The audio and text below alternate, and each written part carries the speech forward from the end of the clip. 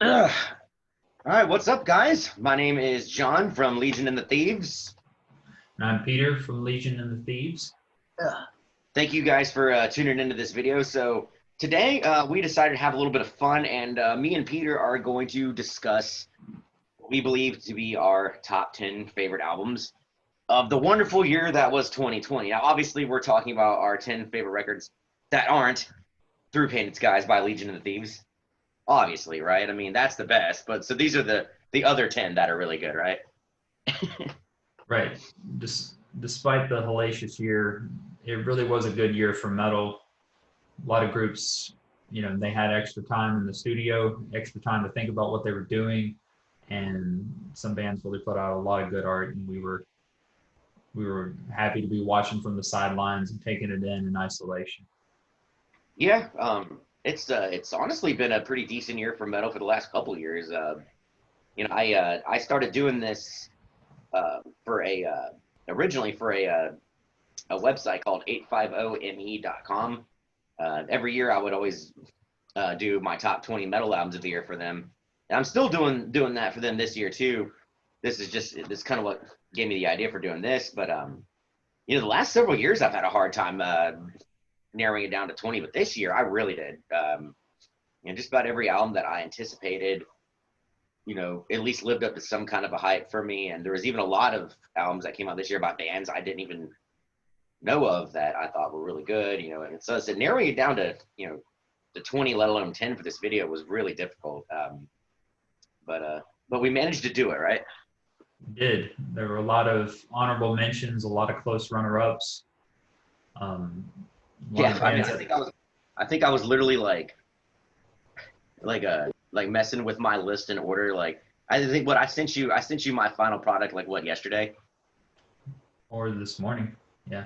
Was it this morning? Yeah, I've been messing with it for a while. Yeah, I mean, there was a lot of cool stuff that came out this year. On my end, a few there's a few well-known bands that put out some records this year that are either career-defining for them or really hold their own with some of their best. A couple different collaborations, supergroups that came out that ended up being very hyped and doing really well. A lot of good death metal and black metal this year too. Black metal seemed to kind of tiptoe its way into a lot of different kinds of music this year, huh? It really did. There was, I can't say it broke, it broke new ground. It climbed to a higher place on Black Metal Mountain or anything, yeah. But it was definitely a comfortable place to live on Black Metal Mountain.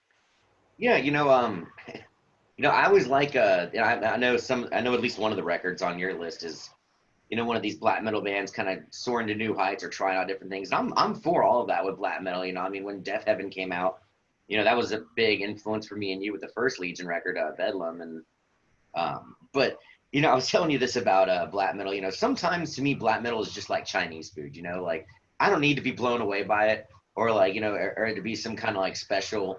Never had this before. Sometimes just give me fucking Chinese food, man. Just give me some good old church burning, just ridiculous fucking black metal. Like, I mean, Death Heaven and shit like that's cool, but sometimes I just want to listen to fucking Mayhem or Watain and and just enjoy, or Gorgoroth, like an old Gorgoroth record, just enjoy it for what it is, For me, it kind of goes the other way. I want to sit there and let it wash over me in all its beautiful chaos. I feel like that was almost like the lyrics to like a Faith Plus One song until the chaos part came up. Yeah. Wash over me. Yeah, that was some deep shit, man. Sent down from heaven, spirit in the glory. With that, what's that? Let's start with your number 10. All right, so yeah, let's go ahead and get started. Okay, my number 10. I've got the music playing. If you guys can hear it or not, great. I'm playing some of the record as I go along legally. Okay, my number 10 is gonna be from right here in America, kind of. It's actually a super group. It's gonna be the sophomore release from the band Killer Be Killed, which is as some of y'all may know, it's the collaborative supergroup of Max from Soulfly and former Sepultura fame, Troy Sanders from Mastodon, former Dillinger Escape Plan vocalist Greg, and on this album they had the drummer for Converge on it. Their first one they had the Mars Volta guy playing drums on it, but I was really impressed with this record. It was one of the ones that I wasn't expecting to like as much as I did. I thought the first album was good. I thought they could have used a little work with the balance and the kind of eradication of the filler on that one. This one, however, I feel like the album was really balanced well. Troy Sanders did a great job on this record. His vocals are what you expect from him from the way he works with Mastodon, because Mastodon, too, has a lot of different people doing vocals in that band than just him, just like with Kill or Be Killed. But it seems like he uses it a little bit different at times here. And Greg from Dillinger Escape Plan, he kind of comes in like out of nowhere on some of these songs with these almost poppy, like catchy melodies for the choruses to sort of kind of balance out the dirty and the pretty. And then you've got Max Cavalera coming in there. I mean, he's got a very iconic tone to his voice. They're talking about this, that's going back for me. I was a big fan of, the Sepultura's Arise album and Roots album back in the day. So it's cool to still hear him doing things that I can get behind, like this Kill or Be Killed record. And so I like the way the album just kind of goes from its dirty, gritty, almost kind of like old school sounding hard rock metal to the catchiness, and then it's still got the brutality that you'd hear like in a Sepultura record or whatever. So it's really well balanced. It's a fun listen. Every time I listen to this thing the whole way through, I always find new little things about it that I like. And the drums are killer. I mean, that dude from Converge, he's definitely held his own with his own band for quite some time. And so yeah, I mean, it's a great collaborative effort from 4 seasoned vets, and they made a great record. Yeah, I think it bears worth repeating how Troy Sanders has really reinvented himself. From back in 2003, the Screaming Goon from Mastodon, and then now he's singing. Mm-hmm. Boy, is he singing! Yeah, and a bunch of different levels too. Did you notice that on this record? Like, yeah, I love what he's doing. Sort of like what Anders from In Flames is doing. They really reinvented themselves despite what you think would be perpetually damaged vocal cords, but they're pulling it off. So I think it's pretty impressive. Yeah, it's a great record. If you guys haven't heard Reluctant Hero by Kill or Be Killed, check it out. Pretty cool. It's definitely a colorful album. Ugh. My number 10 is Where We Live by Chrome Waves. Now, it's kind of I hadn't heard about them until you pointed them out, John. And Chrome Waves, like, to a large degree, they sort of fill the hole that the absence of Knock Mystium left. Mm-hmm. They have that dark black metal feel going in, but then they did something strange with it. Like there's some moments on Chrome Waves Where We Live that sound like grunge. Yeah. You think, oh my God, history looking too. Pumpkins guy, wrote this part of the song. Where did that come from? I was just, soaring over the fjords of Norway, and then I'm back in middle school listening to a tape on a Walkman. So very, very cool album from them, from Chicago's Chrome Waves. Yeah, I like that album a lot too. I remember, I first started putting together my my end of the year list. That was one that kept kind of coming in and out. Like the fact that it's not on mine, certainly not a knock on it. Like I said, I mean, narrowing it down was really tough this year, and that was one album. And like I said, I mean, I'm the one that told you about it. Like I remember listening to it on my way to work one day, and the songs are pretty long on there, which I know can be kind of a turnoff for some people, but definitely an album to give a chance. I thoroughly enjoyed that record. Good job by the Illinois boys in Chrome Waves. Mm-hmm. All right, my number 9. Excuse me. My number 9. We're headed to the land of England. Go a little British metalcore from a band that's really gained a lot of popularity over the years called Bleed Within. Their new album is called. Wow. I didn't know they were from England. Yeah, they're a bunch of Brits, and a good one for that matter too. Yeah, I know, right? A good heavy metal band coming from England. Like, what is this world coming to? You know, I uh, I can't think of another band from England that's really good at playing metal. But no, but yeah, Bleed Within, Fracture, um, awesome record. I've been really keeping up with these guys for a while now. They've always been. It seems like every album they make, it's always like almost right there for me. Like as far as how much I appreciate. I remember the last one, Error. I think it was called Error. I remember I really liked that record a lot, and that's sort of the one that really got my attention for him. Then this one came out, and I was immediately blown away by how much I liked it. It was uh, one second.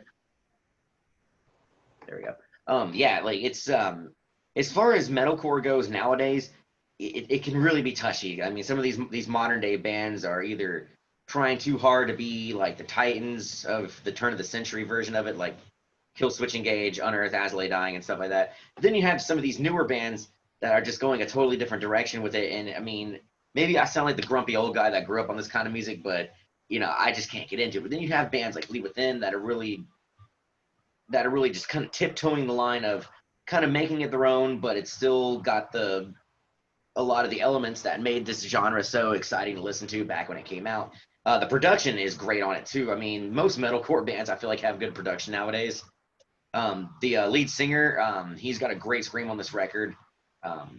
Like with metalcore, I mean that is probably the number one killer for a lot of metalcore bands. If the vocals suck, it makes the rest of the album just hard to get into.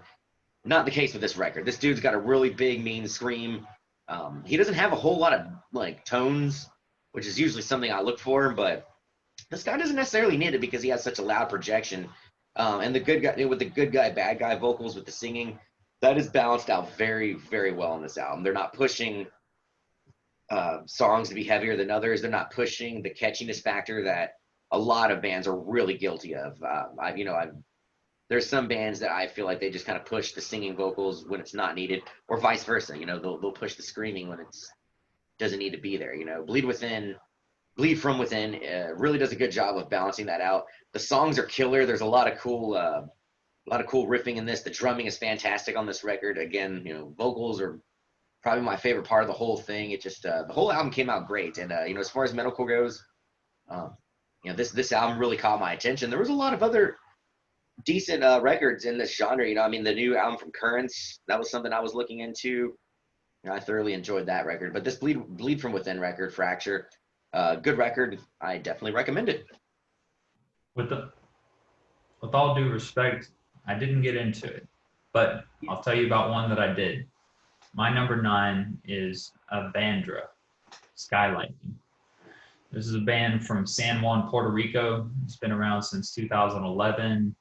It was started off as like a one-man band, and then it's expanded into a full lineup. They were going to play Prague Power Europe, but COVID got in the way. It's got as it's done with a lot of other people. Yeah.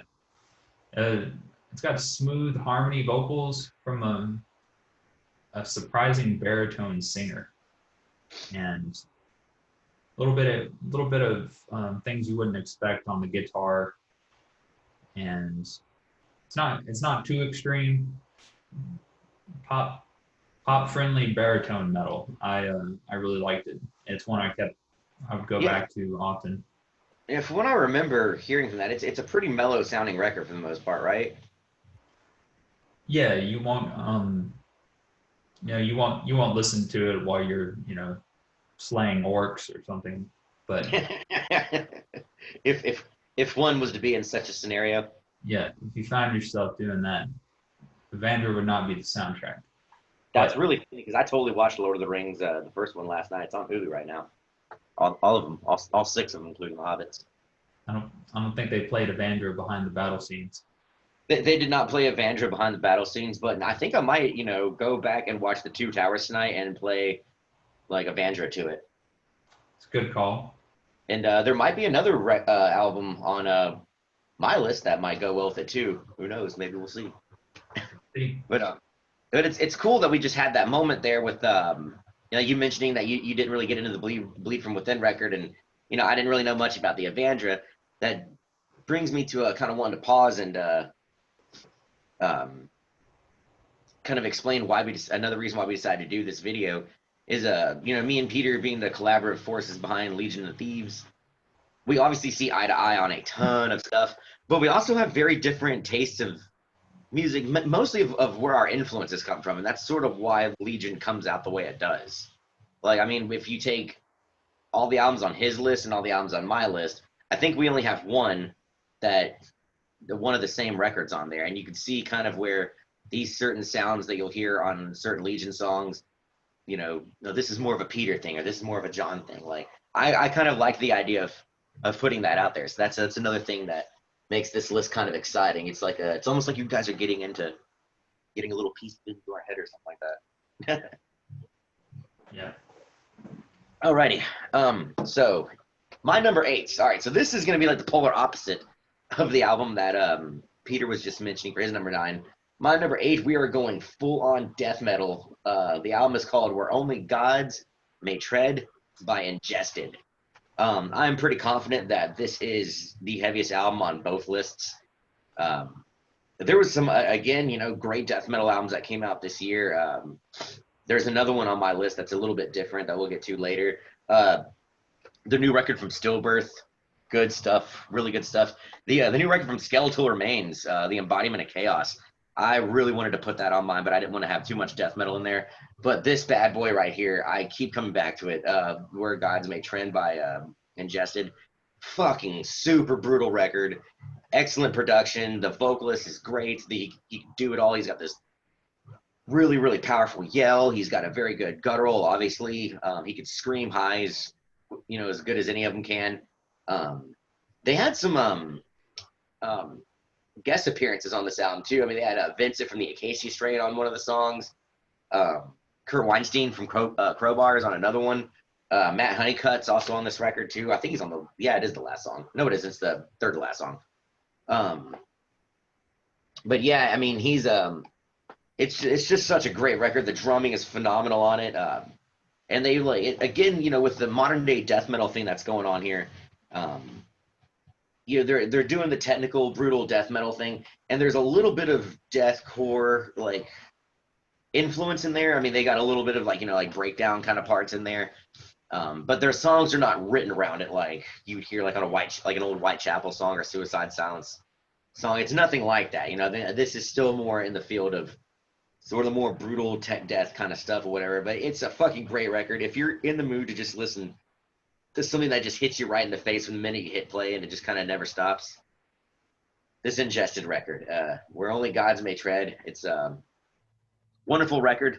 I give it a death metal thumbs up. Yeah. What say you, Peter? I thought it had really good production and pretty good aggression and everything. And I kept waiting to hear a little bit of dynamics, and it was just, I was like, come on, man, go beyond the 7th fret on the guitar. Come on, man. Sure enough, he would not do that. Then I skipped, and I did this thing kind of repeated till the end, and then I think the last song was "The Leap of the Faithless," and It was like finally we had some dynamics. They were doing some two-handed tapping stuff, and they changed it up. So I hope Ingested will bring a little bit more of what they did on that final song into what they do. I love meat. I love meat. I love bread. I want some mustard and some pickles and some variation here and there, little bits of cheese, and then I would be very happy with the boys in Ingested.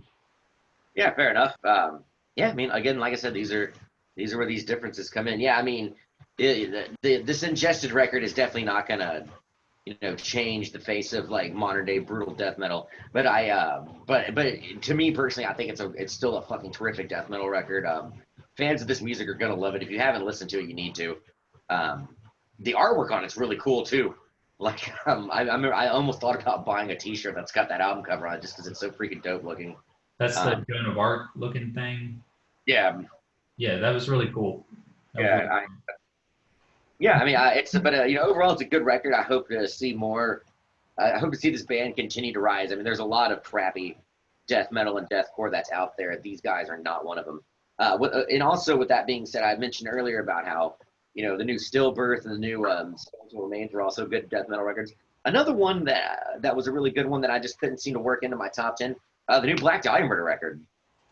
Good record. Those guys never fuck around. They always seem to make a good record. I mean, even if it's not their best, it's still significantly better than most stuff that comes out.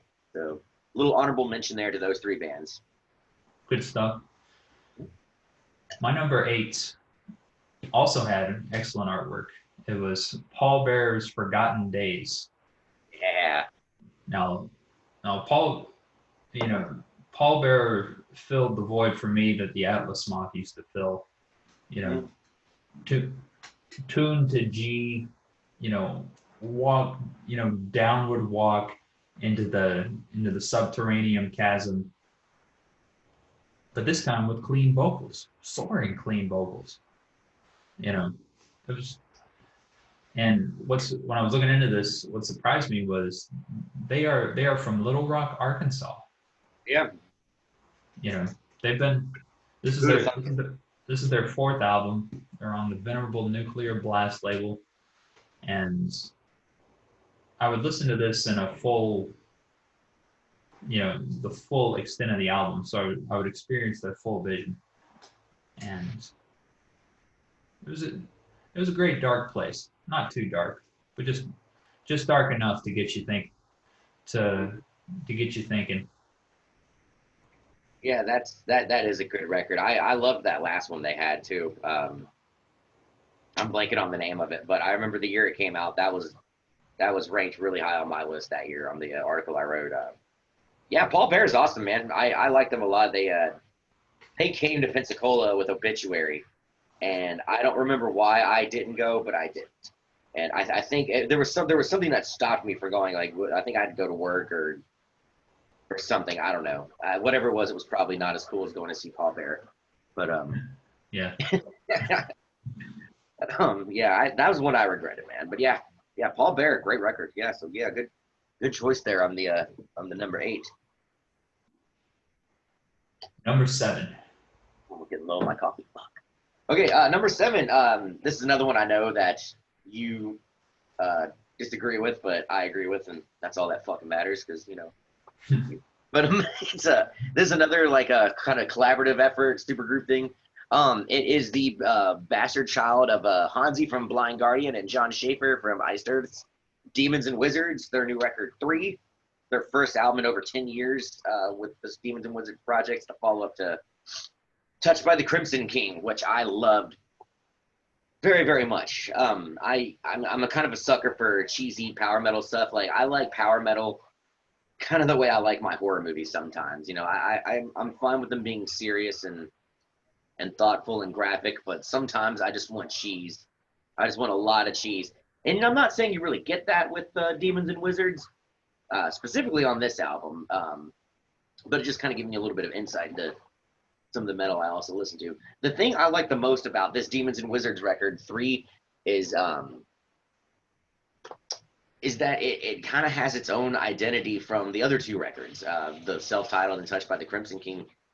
And I think they did that on purpose with those 2 records. I think the original goal for this was taking the sort of more like to the point aggressive structure and melody that Iced Earth has and blending it with the vocals of Blind Guardian, which are real epic and soaring and kind of sets the tone for battling an orc or, or something along those lines, I guess. Excuse me. Demons and Wizards was like the combination that this record, they kind of took a different turn with that because Blind Guardian's put out a bunch of records since the last Demons and Wizards. Iced Earth just put a new album out last year. Not to mention John Schaefer's got something else coming out with the old Iced Earth vocals. That dude stays busy. So with Demons and Wizards, with the exception of a few songs on 3, they kind of went like, with the way the structure and the way the riffs are written and even the choruses, almost kind of a throwback to like early hard rock, pre-metal stuff. Like, I can hear some AC/DC in the riffs. I can hear some Led Zeppelin in the riffs. You definitely hear some Uriah Heep in the riffs. which is not shocking considering their name, Demons and the Wizards, is inspired from the album by Uriah Heep back in the day called Demons and Wizards. But which is probably my favorite album by Uriah Heep too. But yeah, I mean, this Demons and Wizards 3 was probably the album I was the most excited for this year. Like I said, I'm a big fan of both Iced Earth and Blind Guardian, and I really liked those first two Demons and Wizards albums, especially Touched by the Crimson King. So when they were getting ready to release this album, I was counting down the minutes to enough to where when it came out on midnight on Spotify, I purposely stayed up late to listen to the whole thing the minute it came on. And and the one thing I loved about it is I keep finding more things about it I like. After my first listen, I was like, yeah, this is cool. Do I like this as much as Touched by the Crimson King? I don't know. Every time I keep listening to it, I find more things I like about it. The song Wolves in the Winter, or Wolves in Winter, that's kind of going to be your more traditional, like what you expect out of Demons and Wizards. But then you've got stuff like Midia's Disease, Dark Side of Her Majesty, and also Timeless Spirit and Universal Truth. Those are kind of those more old school rock and roll like inspired songs. You know what I mean? The Midia's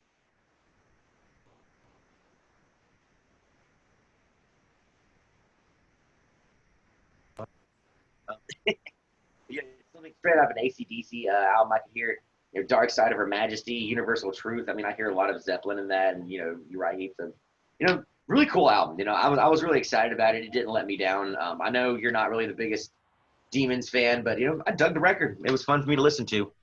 I will say it is the best Demons and Wizard album in existence, and I will acknowledge the enduring majesty of Hansi Kirsch's vocals, but to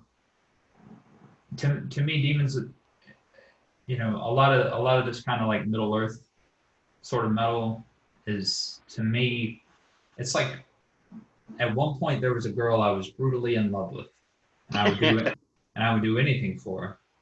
But then fast forward to the present, that was then, and I can't even imagine, feeling any of the same way.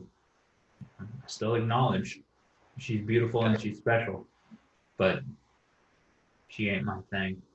Yeah, it's funny. It's funny to hear you say that too. I mean, I've known that, but I mean, you were the person that got me into Blind Guardian. I remember power metal and fantasy metal was kind of when I was in high school, was something I didn't really pay a lot of attention to. I think Iced Earth was one of the few ones I listened to, and then that one fateful day you and I were hanging out, you brought over a Nightfall at Middle Earth, and I think you made me listen to the whole thing throughout the day that we were hanging out, at least the first half of it.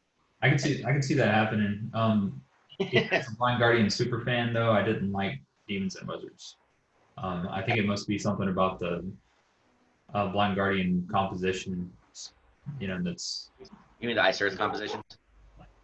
Not because I like Iced Earth, in places still.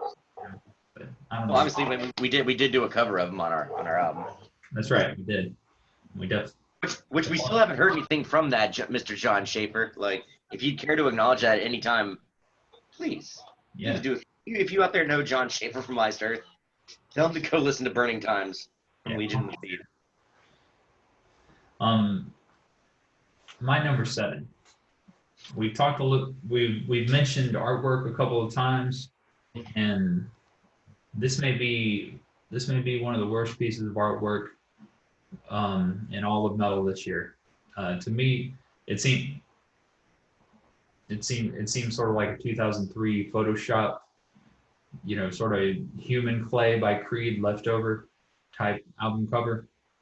But then the music is great. Ascension of the Watchers, Apocrypha.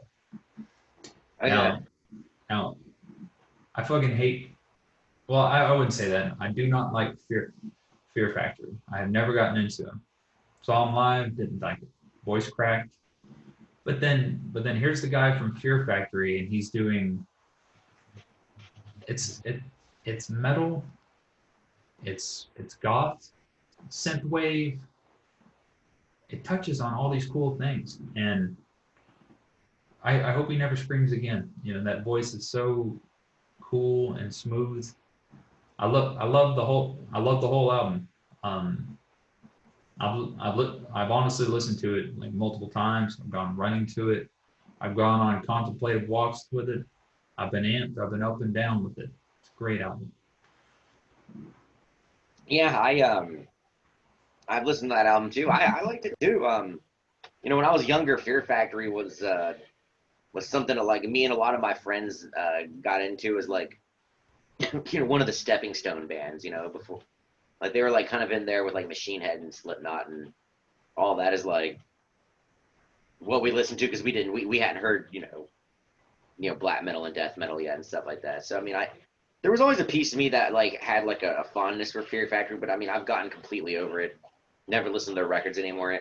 And then I hear this, you know, then I remember hearing that Burton C. Bell wasn't in Fear Factory anymore, and I was like, oh, you know, what a shame. And but then I heard that he had his new record coming out with this, and I listened to it, and you know, yeah, I mean, it's completely different from Fear Factory in every way, like, and I really enjoyed it too. You know, a lot of cool stuff on that record for sure. Yeah. Good choice. And yeah, this album took, I think I looked it up, it took 10 years to make. And I hope it makes a lot of money because you know, I listened on the Rob Flynn podcast, and Dino Sares of Fear Factory said that Burton sold all his interest in Fear Factory. So, you know, hopefully this will take off for him. It deserves to. Yeah, I'd say so. I mean, you know, for better or worse, you know, that guy has put in his time in this scene. You know, he's still doing it, obviously. You know, I mean, it's weird to think that. I mean, you know, I'm sure I'm wrong on this, but I mean, I can't think of anything else that guy has done other than Fear Factory. That's a long career with just one name tied to it to finally, you know, venture off and do something different. You know. Yeah. I mean, I could be wrong. He may have done something else other than Fear Factory, but I don't know about it if he did. I don't know. You are number 6. Well, actually, we are going to be number 6. Peter, I'm going to break character for a minute. Is there any way we can pause this video so I can go and refill my coffee? I don't think there is. Okay. So yeah, for number 6, this is actually the only one that we both had the same album on in our top 10 list. And as fate would, excuse me, and as fate would have it, we have it in the same place, same number and everything. Winterfylleth, English, in English black metal. Their new album, The Reckoning Dawn. Yeah, we both had this at number 6. As far as I go, I had never heard of these guys until this album came out. I read a review about it on another, excuse me, on another website, and I immediately went and listened to it, fell in love with it, and even went and listened to their back catalog and was very impressed, thinking like, how the fuck have I never heard this band? You know, I'm such a big black metal fan. I mean, that's kind of one of the first things you and I ever really like kind of bonded on was black metal. So this is a great band. I love it. This is a really good album. You know, I mean, I know obviously you feel the same. I do. Their previous album, The Hallowing of Hairdoom, it was a folksy dabbling, and this one, The Reckoning Dawn, was a return to their normal form. When you go back through their back catalog, they have consistently put out pretty solid black metal. I would sort of compare them to, you know, their American equivalents, Wolves in the Throne Room, as where Wolves in the Throne Room is sort of like, it's like a walk through a dark spot in Appalachia, and you run into something that's like sort of demonic, but it just kind of creeps you out as opposed to like preys upon you. Winterfylleth is kind of it's like a wandering over some northern and desolate parts of the island of England. And it seems like cleaner, colder air. Cleaner, colder air. I like it. But definitely frostbitten and cult with a V. It definitely, like, some of it kind of reminds me a little bit, not full on, but some of it kind of, you know, reminds me a little bit of some of the, like, sort of mid-era Enslaved, I guess. a lot of the riffing and stuff like that. Not so much the vocals, but I hear a little bit of Enslaved in there. But yeah, I fucking really like this record. I was really excited to hear it. I always get excited about like black metal albums that I like because there's so much of it out there. I mean, during my time in Finsternus, I saw quite a few black metal bands that just made me like want to go outside out of sheer embarrassment. But these guys are cool. You know, Winterfylleth, wonderful record. They look like normal people. They don't have,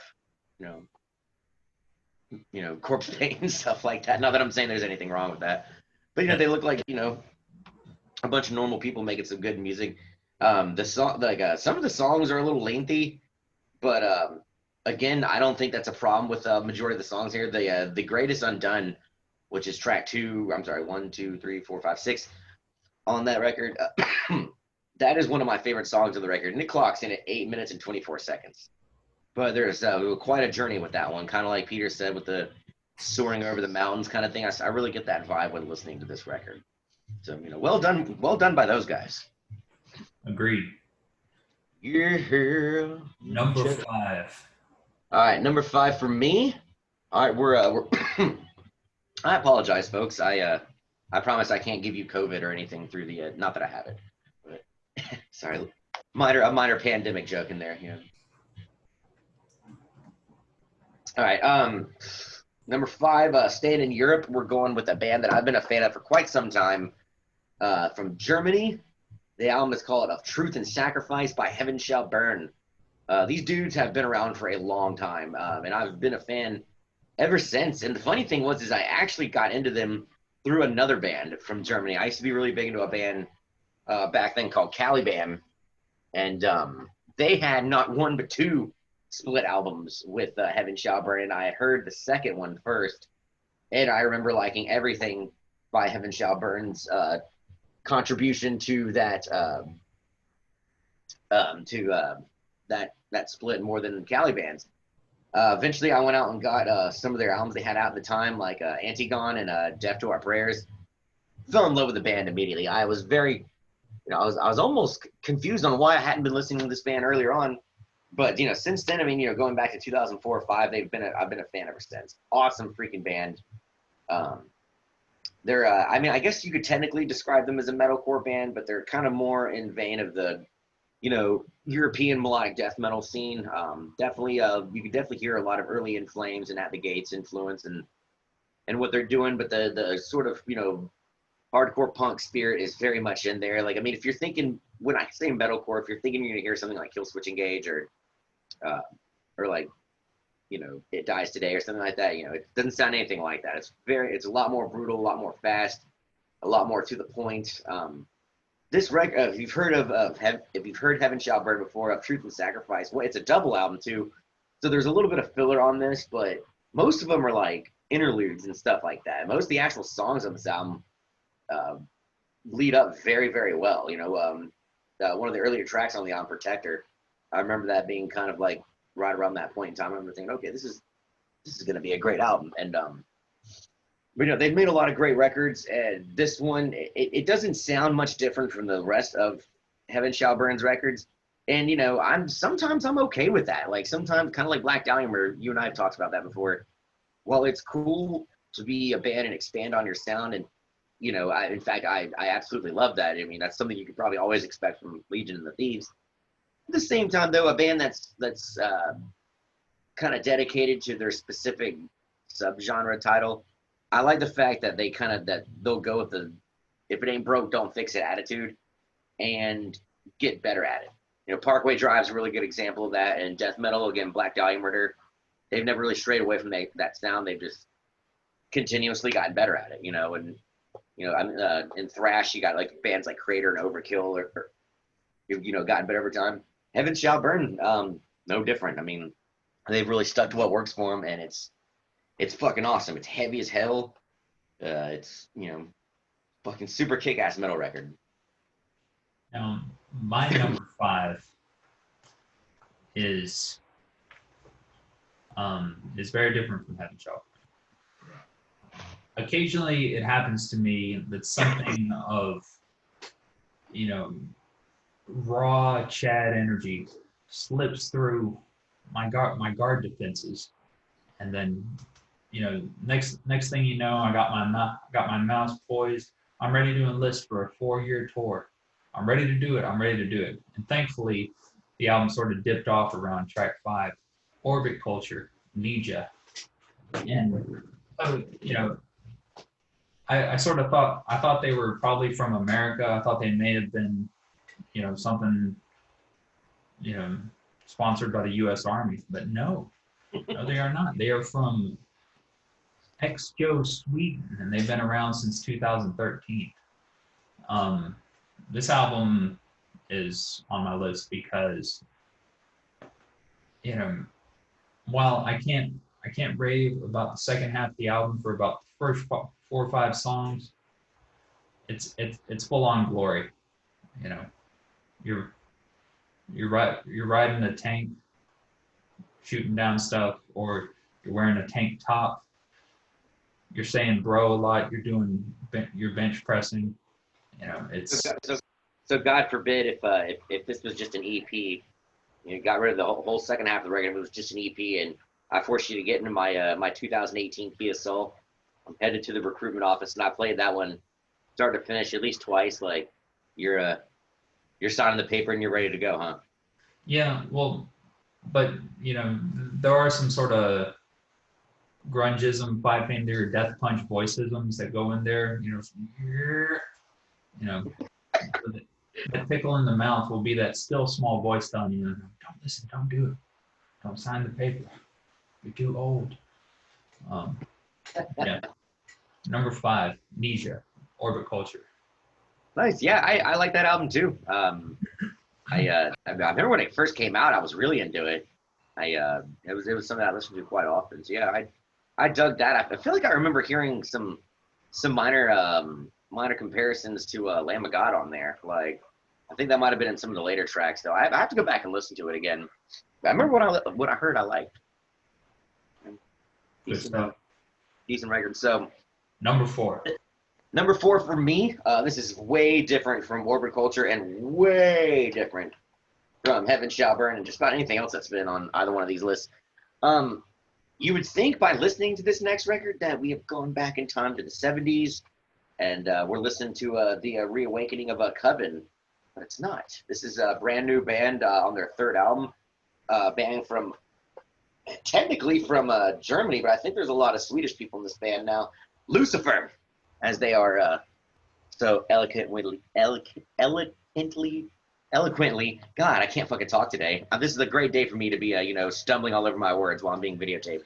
I know it's a very colorful title for a band, Lucifer, and their album is called Lucifer III, and I absolutely love everything about this record.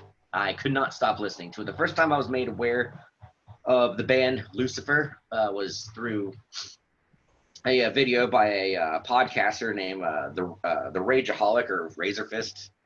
He made a video. He has a video series called Metal Mythos, and he made one about a bunch of bands that were newer that he liked. One of them being Lucifer, and really talked a lot about the Black Sabbath worship that was in there. And with those first 2 albums, yeah, it's undeniably there, almost on the verge of plagiarism at one point. But but it's still good. And this album came out, and I read a lot of good reviews about it. I went and listened to it, and it was almost all I listened to for weeks. I mean, still to this day, like I get chills listening to it. A fucking terrific album. Female fronted, and she's great. She doesn't Amy lead the shit out of it with like ridiculous notes and stuff like that. She sings exactly the way it needs to be sang for this kind of music. Her background harmonies are flawless on this record, especially on the song Midnight Phantom. If there's any song that you're going to listen to on this record, go watch the video for Midnight Phantom. It is so catchy. It's so much fun.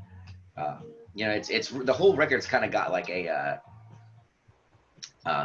sort of like a Black Sabbath meets Fleetwood Mac kind of feel to it, I guess. Like I said, I mean, back in the heyday, there was a band called Coven that sort of, might have been the building block for this kind of band. But it's a phenomenal record. I really, really thoroughly enjoyed this, every bit of it. I think everybody needs to give this a chance, whether you're a death metal fan or Creed fan, go listen to Lucifer. Like, it's fucking awesome. In some ways, it's almost become one of my favorite records, complete, like, altogether. At the end of this year, I'd almost put it at one. Like, it just, I don't know. Every time I listen to it, I just get the hairs on my arms stand up. It's catchy. It's everything. It's heavy at times, but it's very early metal heavy. And then it's got these great vocal melodies. I mean, this singer, she really did a great job on this record. There's a lot of blues on this record too. The very last song, Cemetery Eyes, and a few ones before that, and then the duo of Coffin Fever and Flanked by Snakes.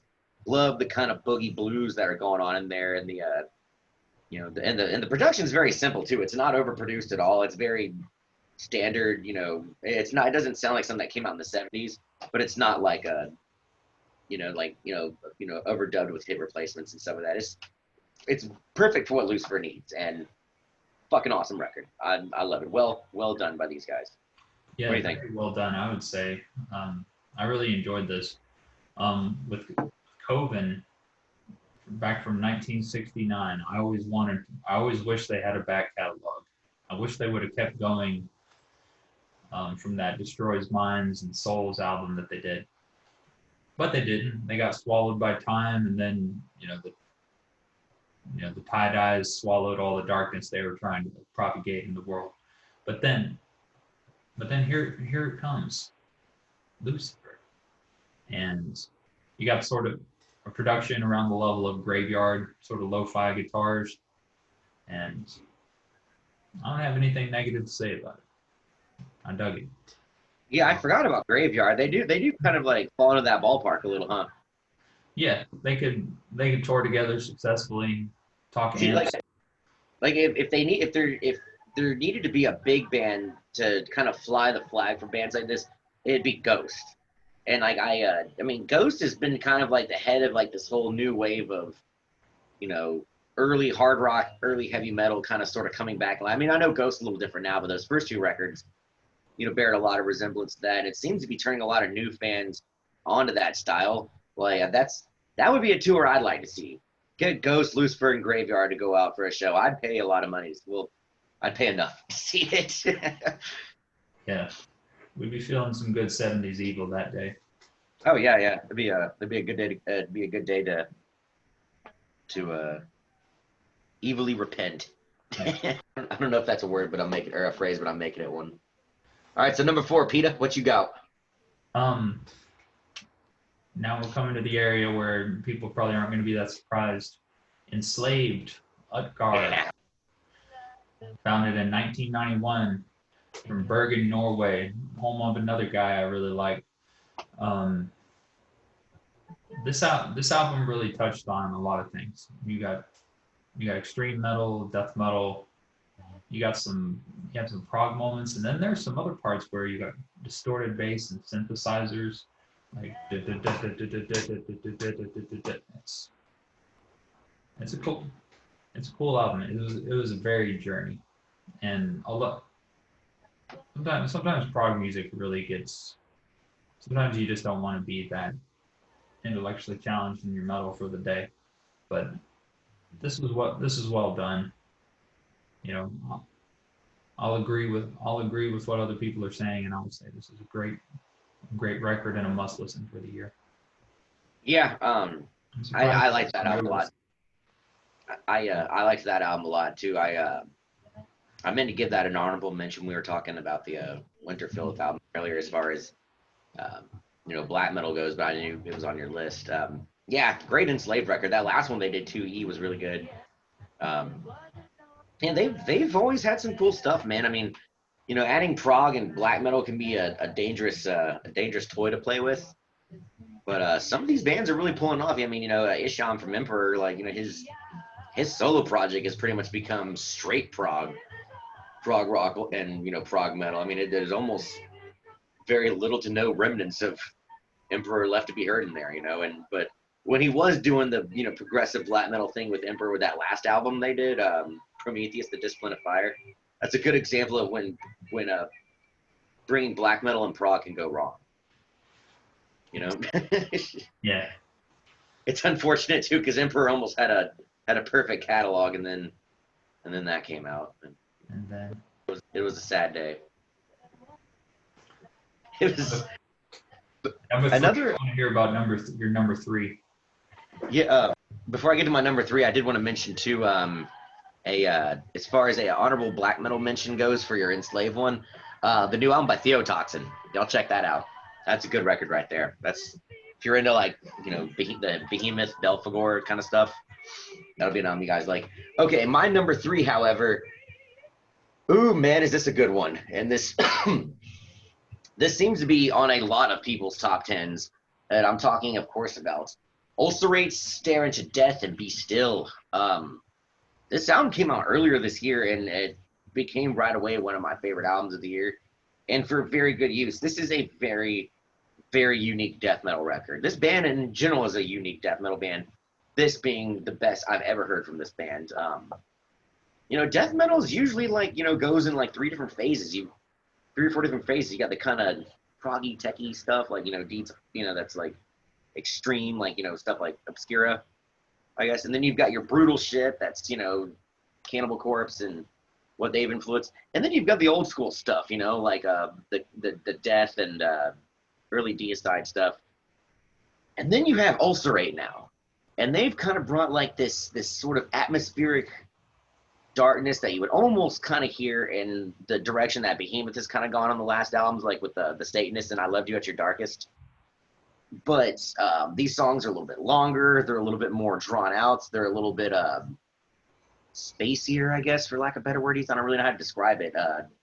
The parts aren't, they don't really, it's death metal that's not paying attention to the brutality.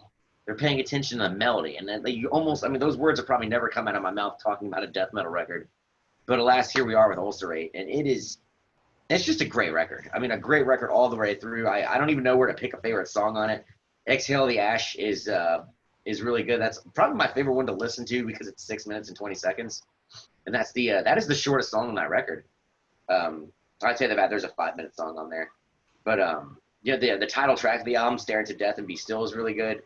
The album opener, The Lifeless Advanced, dark stuff. Killer vocals. They're good guttural on this guy. He occasionally goes with the highs a few times, but not too often, just when you need to. But yeah, a very, very dark, very, very atmospherically thoughtful album. Excellent record by Ulcerate. Yeah, I thought it was really good, and I think the drum performance, deserves sort of a shout out, because while everybody else seems to be doing, us included, like hip replacement, larger than life, going with it. It's like the Ulcerate guy, he knows how to play, but he doesn't need to show you. Like he's willing to let things breathe. Mm-hmm. And this whole thing breathes. This whole album breathes. All of it is darkness and ash, but there's a lot of dynamics to it. Yeah, well put. About the drums, I meant to mention that, but yeah, it's a death metal album that breathes, and the other death metal album I had on this list, Ingested's new record, is like the polar opposite of this. There's no breathing in that. That's if you're on the opposite end of a severe beatdown or being eaten alive by a tiger, that's Ingested for you. This is kind of like if you were to die and go all the way to the bottom level layer of hell. This is potentially what it might sound like. It's it breathes a little bit, but it's very dark. It's very almost uncomfortably setting, but in a beautiful way. Love it. Sometimes the best, isn't it funny how that happens? Like sometimes the most sinister sounding music is the stuff that sounds the best. Yeah, might say something about us as people, about like what sounds good to you. So my number 3 was Cosmic World Mother by Oceans. And looking into them, they hadn't done anything with this band for a long time. So this is kind of a big return to form. It turns out, they're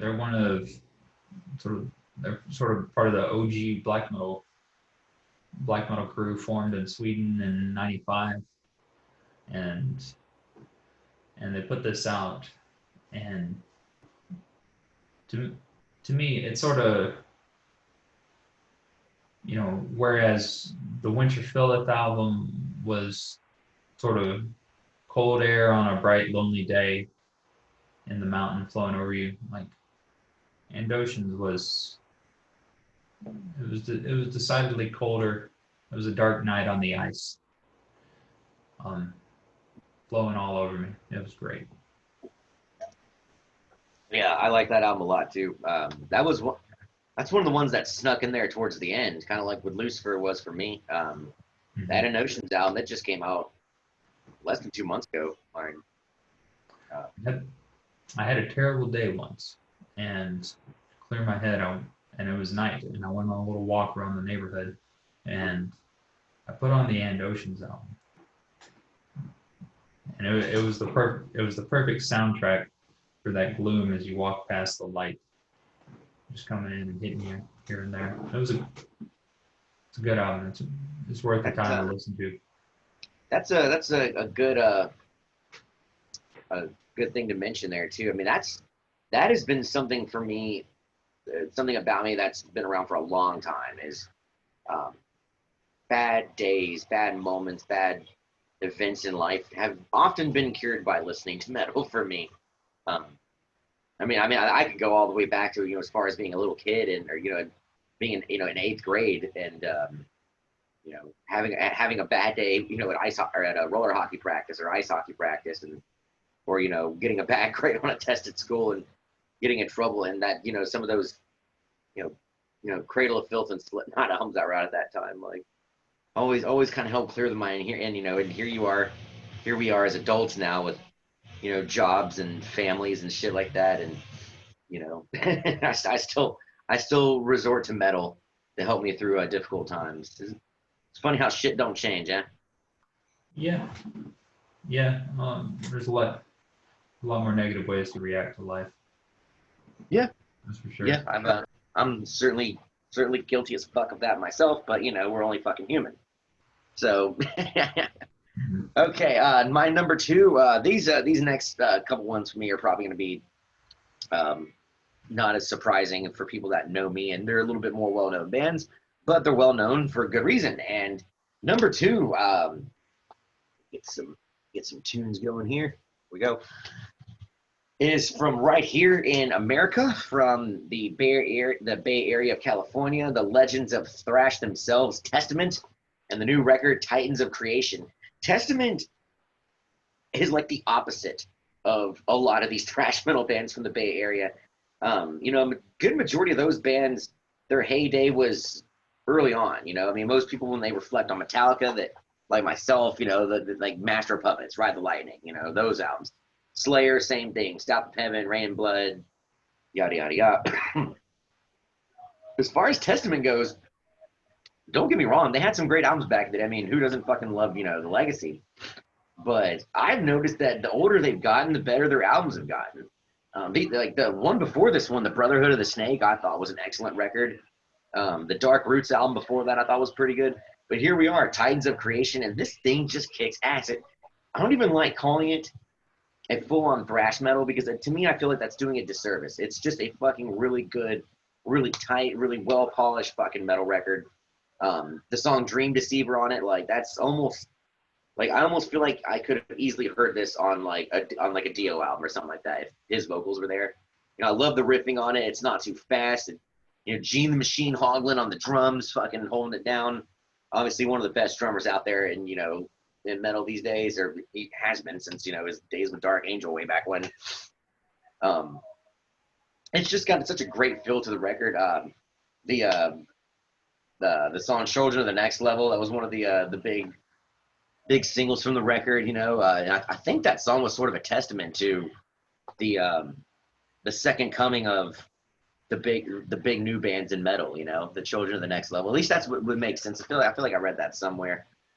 City of Angels, Night of the Witch, just a great record. You know, obviously the guitar playing is really good on this record. It's not a bunch of show off riffs. You know, I mean, these are just well written, well crafted. You know, every note counts kind of riffs. And my man Chuck sounds great on this record. You know, Age has really done good things for his voice on these records. Like I said, I like everything about Testament nowadays better than the '80s version. I don't care if people think that's blasphemy. I'm right. These are better albums than their ones from the '80s. I'm not shitting on their albums from the '80s. They're good records. But Titans of Creation and the last one before that, Brotherhood of the Snake, great records. Good job, Testament. This thing fucking slays. Yeah, I would agree that this is probably the best thing they've ever done. What I think Eric Peterson ought to give, like, you know, guest lectures on those, like, you know, 50 tons of metal tours. Like, you know, here's how you stay modern in the world. You know, it's like, I got a revelation for you. Roll with the times and don't just do the same shit. And you know, you'll just see the light bulbs going off on everybody else. Whereas the rest of, I don't know, it seems like a lot of the Bay Area just seems to be like, you know, crawling back towards the primordial ooze, you know, de-evolving. These guys have really evolved, and this record proves it. Excellent choice. Yeah, it's. I'm glad you mentioned that too. A lot of those thrash bands really struggle to you know, make it out of the '90s relevant. You know, only a couple of them did. I mean, Metallica was obviously the one that stayed relevant in the '90s, but for kind of the wrong reasons. You know, I mean, I guess it depends on who you're talking to, but most metal fans aren't a fan of the '90s era Metallica. I mean, I know you're a Black Album guy, but you know, Load, Reload, you know, Garage Incorporated, I guess was kind of cool, but you know that sort of didn't really do Metallica any favors as far as their musicians goes. The musicianship went as opposed to just keeping them relevant. You know, Megadeth, same thing. They had a lot of duds there after Countdown to Extinction. Slayer just kind of didn't do anything for a while. You know, I mean, they made albums, but you know, I thought, you know, just about everything from like the mid '90s and up for Slayer were very forgettable records. In fact, the very last one they did, Repentless, that was probably the most memorable thing that Slayer has done in like well over 15 years, I think. Like, so, but, you know, Testament, different story. I think every time they put out a new album nowadays, they're, you know, it's something better than the last. So, you know, I can respect that for them, you know, actually giving a shit. Yeah, I'll say good stuff, dudes.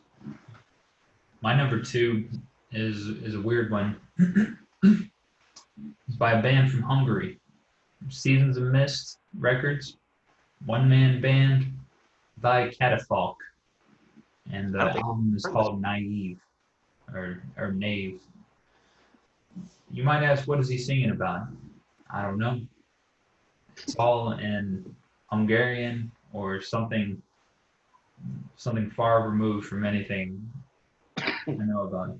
And that relieves me of the burden of trying to weed out any sort of negative influence. Musically, though,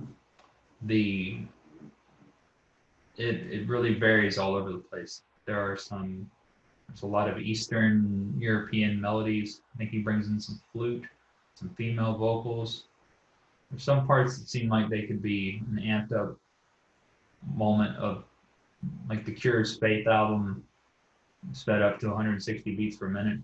And then in and out comes the extreme metal. It's a very strange record, very strange album cover.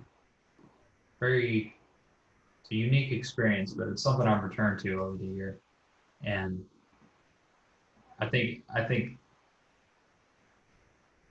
you know, bravery in your creation can often turn into bullshit.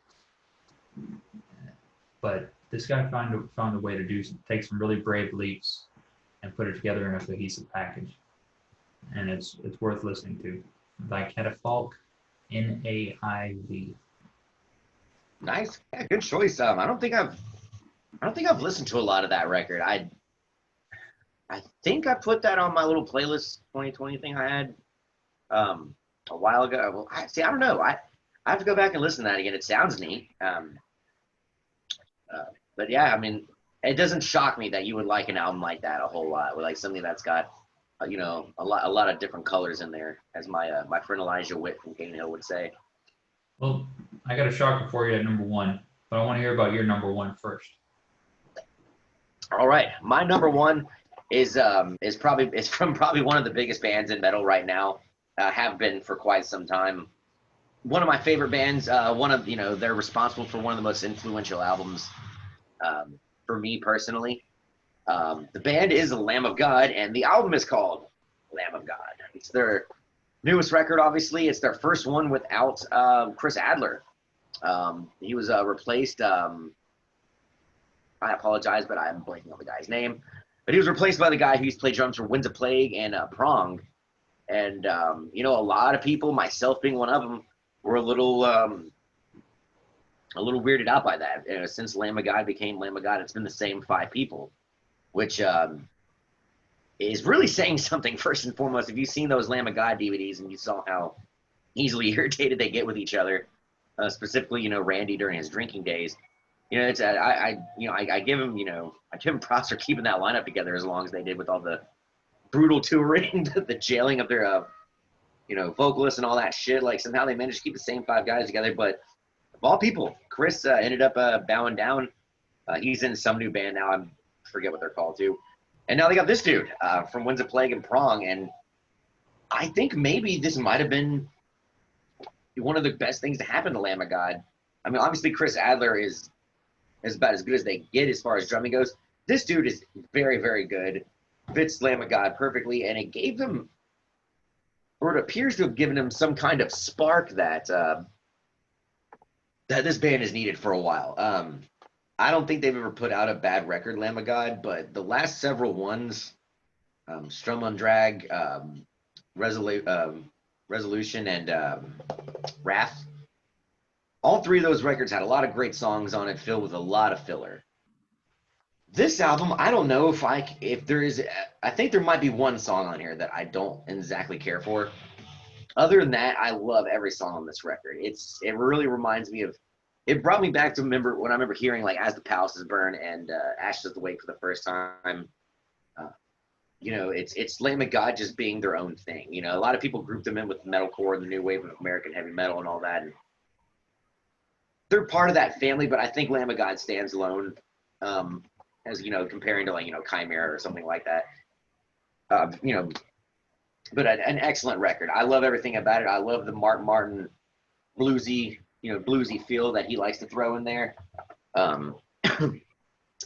Randy Blythe sounds great on this record. That dude has always had a killer tone to his voice. Always has great lyrics. There's 2 guest appearances on this album. The song "Poison Dream" that features Jamie Josta from Hatebreed. And Routes that features Chuck Billy from Testament, who we just talked about. That's a good album, a good song for me to be on, because it's a song that Randy Blythe wrote about his experiences going to the pipeline that was going through that Native American land or whatever. It was a big protest thing, and Randy Blythe went to go visit that whole thing going on. So he wrote a song about it. Got Chuck Billy to partake on the guest vocals on that. Makes sense. Chuck Billy is from Native American descent. But yeah, great record. I mean, like I said, I think this is easily the best record that Lamb of God has done in a long time. I feel like the welcoming of a new member, I think helped breathe a little new light into this band, a little bit more focus than they've had in a while. It's just good to hear them make a record again that kicks this much ass from start to finish. I mean, they used to be notorious for that. Their first 3-4 albums were just solid, really like, legendary albums of their time, if you ask me. And I don't believe I'm alone on that either. I mean, there's a reason why they're in the position they're in now, other than the fact that they're a great live band, but they've made some timeless music that I think has been a huge influence on metal moving forward the way it has been. And it's shown too that you can be heavy and ballsy and still be successful doing this. I mean, I think that's what a lot of people get scared about with some of these heavier bands is it's going to be worth it. Am I even going to be able to make a living doing this? Well, Lamb of God is, and well, for that matter, they're playing arenas, they're out, co-headlining shows with Metallica and Iron Maiden, and, they're breaking they're having albums debut in the top 10 charts. And, like I said, this is a phenomenal record by Lamb of God. I was very pleased to hear this. I'm super stoked that it happened. Well done. I mean, as a longtime fan, it was very, very, very, very relieving to hear them put out such a great record. So, yeah, that's my favorite record of 2020, the self-titled record from Lamb of God. Yeah, I would say it's indisputably good. for me, as a guy who pretty much pays attention mostly to Mark and Randy, like I don't think they missed a beat with the changing of the drummers. All due respect to those who came before, and I think Memento Mori is the best song they've ever written. Ever. If Lamb of God was to defend against aliens and they had to put forth a song as a champion, I would say Memento Mori is your champion. Send it forth. You think so, huh? Keep walk with me in hell and redneck on the ground. Then Memento Mori, you know. It is a cool song. I mean, that video for it's really interesting too. I don't know if you've seen that, but it's got an interesting music video to go with it, and yeah, it's just a great record. For me, I think it's a Reality Bath, number 3 on that record. I'm sorry, I had to change places because my phone was fixing to die, so I had to quickly, smoothly like put my charger in. I really like that song Reality Bath, though. I think that's a pretty dope song. Definitely. But yeah, good job, Lamb of God. You guys still got it after all these years. So my number one, as you know, I'm a sucker for melody. I love the good guy, bad guy vocals. Mm-hmm. I love I love some sincerity from a real life perspective. And despite maybe appearing, are they cool? Are they douchebags? I don't know. From the outside, there's something just inescapably sincere about the band that was my number one. And that was Amity Affliction. Everybody loves you. Please don't leave them. So, they started back in 2003 in Australia from sort of a punk rock origin, named the band sort of in honor of a friend who died tragically in a car wreck at 17. And through the years, they've managed to be more pop than anybody, but yet still retain a little bit of metallic edge. And their vocalist, he's always the scream vocalist. He's always taken some liberties.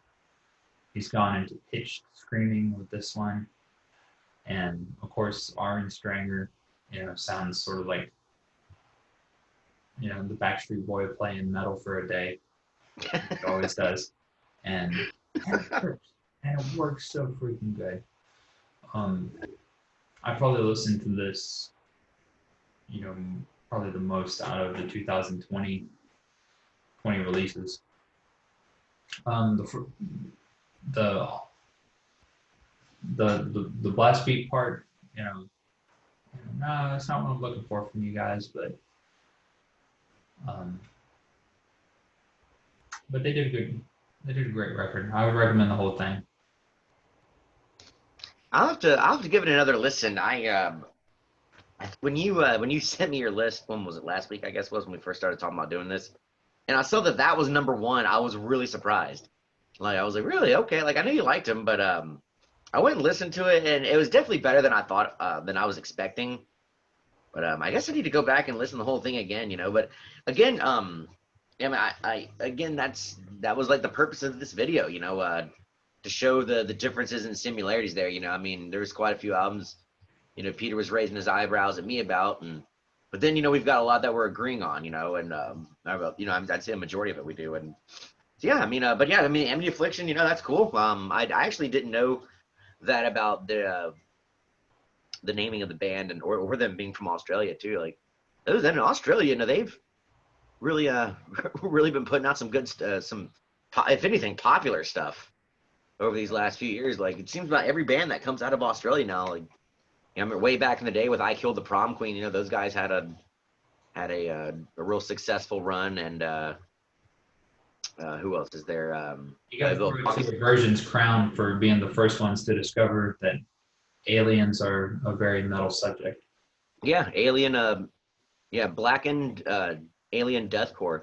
The Art is Murder. They've they're from Australia. They've got some great albums out there. They did an album a few years ago called Dear Desolation. That was like one of my favorite things to come out in a very long time. And then of course there's Parkway Drive. I mean, they're massive now. Like, I remember seeing those guys at a small church-owned venue in Pensacola after Horizons came out, playing in front of maybe 200 people, and now they're headlining the Wacken Festival. Like Doing that's quite when you well. know, huh? Doing quite well, man. Yeah, that's something good, and they're kind of another example of we were talking about this earlier about bands that don't change too terribly much, kind of just tweak their sound a little bit to with the if it ain't broke, don't fix the thing. For a long time, Parkway Drive was guilty of that, and was all, and for all the right reasons. I mean, they just kept getting bigger and bigger every like bigger and huge leaps every album, and yet they really weren't doing much to change it. I mean, I'm sure they would probably say otherwise, and some of their more core fan base would say, but to me, they all it sounded what you'd expect. Now, the most recent one, Reverence, I think it was called, that they kind of reached for. That's there's a lot more mainstream to that album, but certainly not a bad thing. The album is to me, it's a very memorable album, and it was one of my favorites to come out that year. So good for Amity Affliction and the Aussies for for being consistently for churning out consistent popular metal records, I guess, for lack of better word use. Yep, it's been a good year for metal, and we're looking forward to 2021. Maybe we'll get some more Rivers of Nihil. Maybe we'll get a new Workengar. Maybe we'll get some new Ghost. Yeah, Ghost is definitely supposed to be one we're supposed to be getting next year. I'm trying to think. I feel like there's other albums that are supposed to come out next year that I think. Oh, the new Megadeth. I know that's in the oven right now as we speak. So this will be their first album with the former Soilwork drummer now playing drums for Megadeth. That dude's that dude's a machine. Real good drummer. I'm really excited to hear what comes out of this. I've heard a lot of people in the band, like Dave and both Daves, I guess, that like making a lot of comparisons to Countdown to Extinction, Rust and Peace. As far as this new record goes. So I mean, that could go either way. That might be them crawling back to the ooze, or it might be them taking the ooze and turning into something new and beautiful. That last Megadeth record was good, Dystopia. So we'll see. I think At the Gates is working on something new that could be fun. Yep. Trying to think who else. Might be time for a new In Flames record. Yeah, might be. They're really good about every 2 years getting something out. Like I mean, when their last album came out, I the Mask. Like I was surprised it had been 2 years since the Battles, the one before that. Like those were two really good albums too. Like In Flames is really I mean, I know a lot of their older fan base just can't bring themselves to even like even slightly crack a smile at their new stuff. And I mean, I'm just here to tell you guys, if you're waiting for the next In Flames Colony, it's not going to happen. I don't think In Flames are ever going to make another album like that, and I don't think there's any reason to hold your breath for it. If you want to listen to Colony, go listen to Colony, or go listen to like a million other bands that are out there that are like there's a newer band out there nowadays called Eye of the Enemy that's really good. They play stuff like that. Go listen to that. In Flames have seemed to found a good niche for what they do nowadays with the line that they have now, with the sound they have now, and it would make zero sense for their career, for their wallets, and for their new fan base to go out and just make another Colony. Yeah, I'm looking forward to whatever they do next. They're on a good path. They get the lifetime award of like, no duds. Yeah, they've can't say no duds. Yeah, they've just been kind of pushing through with all of it. Might get a new Mastodon next year. I think I don't know. Maybe a new Goatwhore. I don't know. Like, I guess we'll see what. But I mean, just like, excuse me, folks. Just like this year and years prior, I'm looking forward to seeing what new comes out next year. Like some new bands that I may have never heard of. There was a lot of that this year for me. Albums that I did not expect to like, or for bands I'd never heard of. Like Theotoxin, Winterfylleth, Orbit Culture, Chrome Waves. All those bands I had never heard of until this year. So. Yeah, I'll look forward to it, and we'll have some more Legion and the Thieves this coming year. Yeah, that is definitely happening. Well, technically it'll be 2021 before you guys hear it, but Yeah, we already know what it sounds like. We haven't recorded it, but we already know what it sounds like, and it sounds awesome. I think you guys are gonna be really into it. I know I am. It's yeah, hopefully 2021 is gonna be easier on everybody. You know, that's yeah, I understand this was a real rough year for everybody, and it certainly was for me. You know, but yeah, I think making yeah, there was very few things I can honestly say that were good that happened to me in 2021. One of them was making that through Painted Skies record, though. Like, even though it was a little stressful at times, I guess. You know, what I mean, COVID-19, threw a lot of curveballs at us with making that record. We had everything carefully planned out with Mike and Jose helping us get the drums done, and I was gonna come down to Fort Lauderdale, and we were gonna go see Insomnium and just have ourselves a grand old time recording this record. And then suddenly, what was it like? It was like a week before I was supposed to leave, I think. Like, I remember calling you on the phone, and I think it was before the flight officially had gotten canceled. I remember calling you. I think I was about 2 or 3 beers deep at the Azalea Lounge, the cocktail lounge in Pensacola, noticing that the COVID case was getting really bad, and I remember calling you there saying I'm starting to get a little worried that this flight's gonna get canceled. And I think the next day you messaged me saying it had been. so it goes, man. Yeah, which forced us to have to get creative with it, and essentially make an album that was recorded in 3 different studios. How about them apples? How about that? Yeah, man. But I mean, it was probably one of the best things that happened to me in 2020. I'm real thankful for everybody that listened to it. Really thankful for all the positive feedback I've gotten from it too. Me and Peter, we don't do this band or stuff like this because we're trying to impress your girlfriend or anything like that, or trying to make it $1 million or anything like that. We're doing this because we like making music together, and we like to write cool shit, and we love metal, obviously, as hence why we made this video, because at the end of the day we're fans of this. Whenever I'm driving to work, when I'm in the shower, when I'm having a good day, bad day, I go to listen to metal music, and I like making it. So it was fun just to make this record and get to listen to it. So I appreciate everybody that's given us the kind words. I appreciate the 3 people or 3 or 4 websites that actually got back to us about reviewing it and giving us good reviews, for that matter. That's pretty cool. Thanks to the podcast that we did from Mississippi. That was pretty cool. I'm being a terrible person and blanking on the name of it, but It's all good, man. yeah, that was. We'll wrap here, and here's to 2021 being better than 20. Here's to 2021 being better than 20. Salute, listen to metal, and drink coffee doing it. Mm-hmm. All right, cheers, guys.